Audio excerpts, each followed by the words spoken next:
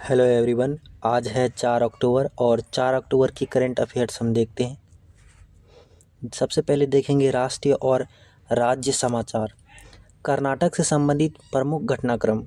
भारत की पहली निजी हेलीकॉप्टर असेंबली लाइन कर्नाटक में टाटा एडवांस सिस्टम के सहयोग से स्थापित की जाएगी। मेधा इंजीनियरिंग कर्नाटक के पादुर में भारत का पहला निजी तेल भंडार प्राइवेट ऑयल रिजर्व बनाई जाएगी।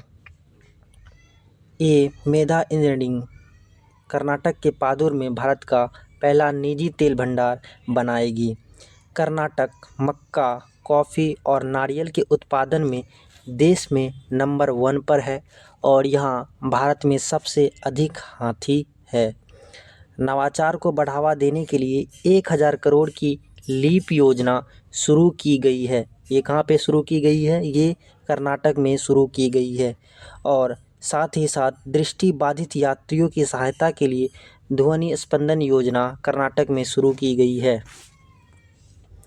अब देखते हैं अन्य राष्ट्रीय घटनाक्रम। चंडीगढ़ भारत का पहला झुग्गी मुक्त शहर बन गया है। IISc में बेंगलुरु ने सौर तकनीक का उपयोग करके समुद्री पानी को पीने योग्य बनाया है। केंद्रीय मंत्री अश्विनी वैष्णव ने NIIAL IT डिजिटल विश्वविद्यालय प्लेटफॉर्म का शुभारंभ किया है।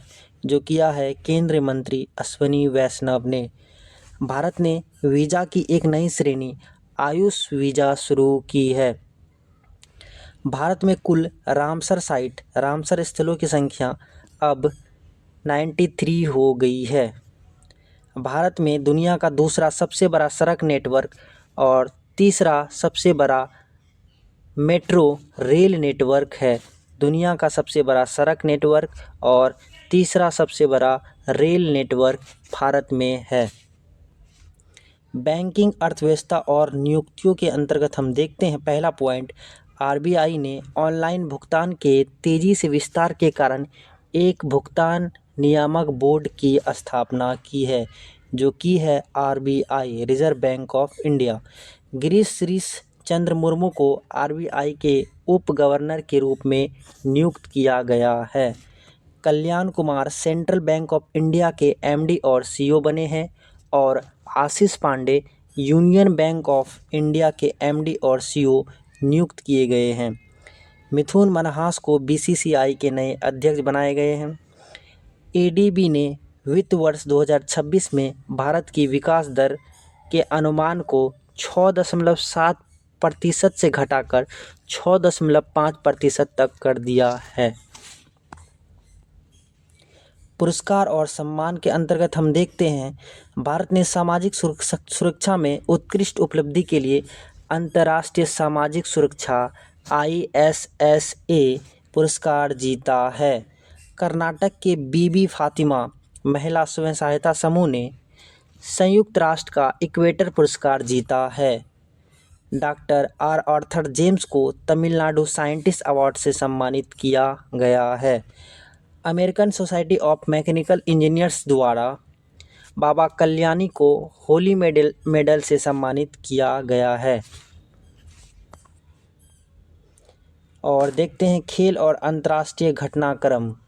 मीराबाई चानू ने विश्व भारोत्तोलन चैंपियनशिप 2025 में महिलाओं की 48 किलोग्राम वर्ग में रजत पदक सिल्वर मेडल जीता है।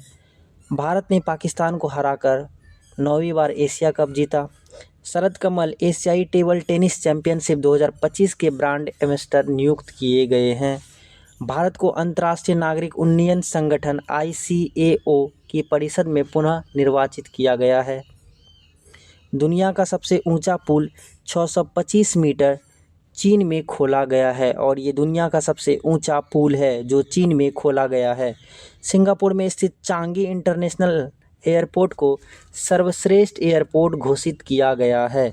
हेनले पासपोर्ट इंडेक्स 2025 में भारत 77वें स्थान पर रहा है। भारत 2027 में 5वें तटरक्षक वैश्विक शिखर सम्मेलन की मेज़बानी करेगा। और कुछ पुस्तकें हम देखते हैं। Home coming mental health journey of resilience, healing and wholeness नामक पुस्तक नेहा गिरपाल और नंदिनी मुरली ने लिखी है। तो आज की करंट अफेयर्स में इतना ही। मिलते हैं कल की करंट अफेयर्स में, तब तक के लिए धन्यवाद।